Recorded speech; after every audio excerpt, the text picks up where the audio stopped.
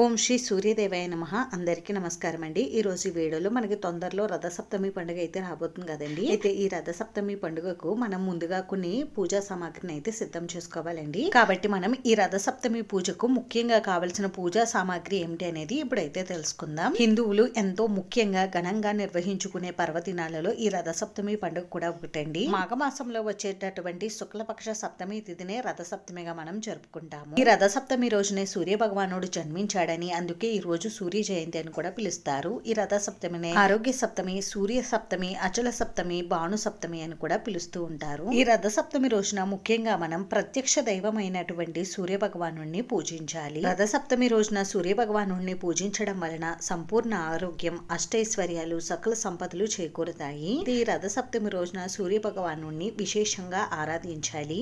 స్వామి వారిని ఆరాధించడం కోసం కొన్ని ముఖ్యమైన పూజా సామాగ్రి అయితే మనకి అవసరం ఉంటాయి. అవి ఏమిటి అనేది ఇప్పుడైతే తెలుసుకుందాం. ముఖ్యంగా ఈ రథసప్తమి రోజున సూర్యోదయానికంటే ముందుగానే మనం రథసప్తమి స్నానం అయితే ఆచరించాలి. స్నానం ఆచరించడం కోసం 7 జిల్లేడు ఆకులు, 7 రేగు ఆకులు, ఇంకా 7 రేగు పళ్ళు తీసుకోవాలి. ఇలా ఇంట్లో ఎంతమంది ఉంటే అంతమంది అన్ని రేగు పళ్ళు, రేగు ఆకులు, జిల్లేడు ఆకులు తీసుకోవాలి. అందుకని పూజ కోసం మనం ముఖ్యంగా రేగి పళ్ళను, రేగు ఆకులను, ఇంకా జిల్లేడు ఆకులను తప్పనిసరిగా తెచ్చుకోవాలి. ఇంకా మనకు తర్వాత పూజకు ముఖ్యంగా కావలసినవి పసుపు, కుంకుమ, గంధం, అక్షింతలు, పుష్పాలు. ఇంకా స్వామివారి పూజ కోసం మనం ముఖ్యంగా ఎరుపు రంగు అక్షింతలను, అలాగే ఎరుపు రంగు పుష్పాలను కూడా సిద్ధం చేసుకోవాలి. ఇంక ఈ రథ సప్తమి రోజున ముఖ్యంగా స్వామివారికి అర్ఘ్యం సమర్పించాలి. అర్ఘ్యం సమర్పించడం కోసం ఇలా ఒక రాగి చెంబును కూడా సిద్ధం చేసుకోండి. ఇంకా ఈ రథ సప్తమి రోజున ముఖ్యంగా మనం స్వామివారికి నైవేద్యం సమర్పించడం కోసం ఆవు పిడకల పైన ఆవు పాలు పొంగించి పరమాన్నం తయారు చేసి స్వామివారికి నివేదిస్తాము. అందుకోసం ఆవు పిడకలు,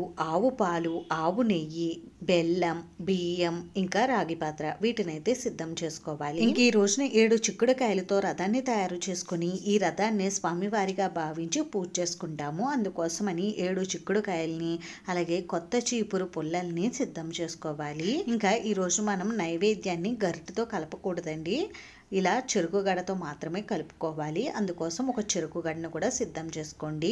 అలాగే ఈరోజు స్వామివారికి రేగు పళ్ళను, చెరుకు గడ ముక్కలను కూడా నైవేద్యంగా సమర్పించాలి. అందుకోసం చెరుకు గడ ముక్కలను, రేగు పళ్ళను కూడా సిద్ధం చేసుకోండి. ఇంక ఈ రోజు స్వామివారికి నైవేద్యాన్ని చిక్కుడు ఆకుల్లో అయితే నివేదించాలండి. అందుకోసం చిక్కుడు ఆకులను కూడా సిద్ధం చేసుకోండి.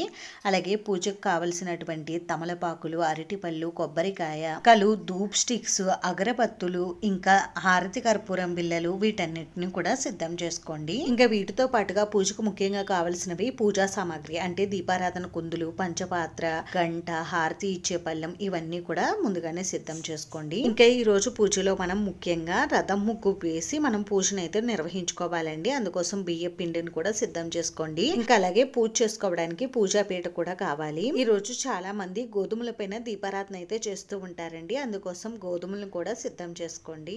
ఇవండి రథసప్తమి పూజకు ముఖ్యంగా కావలసినటువంటి పూజా సామాగ్రి అయితే. ఇంక ఈ రోజు దీపారాధన మనం ఎరుపు రంగు ఒత్తులతో చేస్తే చాలా మంచిదండి. స్వామివారికి ఎరుపు రంగు అంటే చాలా ప్రీతి అండి. అందుకని ఎరుపు రంగు ఒత్తులను కూడా మీరు సిద్ధం చేసుకోవచ్చు. అలాగే స్వామివారికి సమర్పించడం కోసం వస్త్రమాలను, యజ్ఞోపవీతాన్ని కూడా తెచ్చుకోండి. ఇవండి రథసప్తమి పూజకు ముఖ్యంగా కావలసినటువంటి పూజా సామాగ్రి అయితే ఇక్కడ నేను స్వామివారి చిత్రపటాన్ని కానీ ప్రతిమను కానీ చూపించలేదండి. ఎందుకని అంటే స్వామివారు మనకి ప్రత్యక్షంగా కనిపిస్తారు. అందుకని మనం పూజలో స్వామివారి విగ్రహం కానీ, ప్రతిమ కానీ, ఫోటో కానీ పెట్టుకోకుండా పూజ చేసుకోవచ్చు. మేము ఈ పూజలో స్వామివారి ఫోటో, ప్రతిమ పెట్టుకుని పూజ చేసుకుంటాము అనుకునేవారు మీరు స్వామివారి ఫోటో, ప్రతిమ తెచ్చుకుని కూడా మీరు పూజలో పెట్టుకుని పూజ చేసుకోవచ్చు. ఇంకా ఈ రోజు దీపారాధన కోసం ఆవు నెయ్యిని ఉపయోగిస్తే చాలా మంచిదండి. ఆవు నెయ్యి లభించకపోతే నువ్వుల నూనెను తీసుకోండి. ఇంకా ఈ రథ సప్తమి రోజు పూజ ఏ విధంగా చేసుకోవాలనేది ఆల్రెడీ నేను మన ఛానల్లో అయితే పోస్ట్ చేశానండి. ఆ వీడియో చూడండి, మీకు అందరికీ కూడా నచ్చుతుంది. ఈ వీడియో మీకు నచ్చితే ప్లీజ్ లైక్ చేసి, షేర్ చేసి, సబ్స్క్రైబ్ చేసుకోండి. Thanks for watching.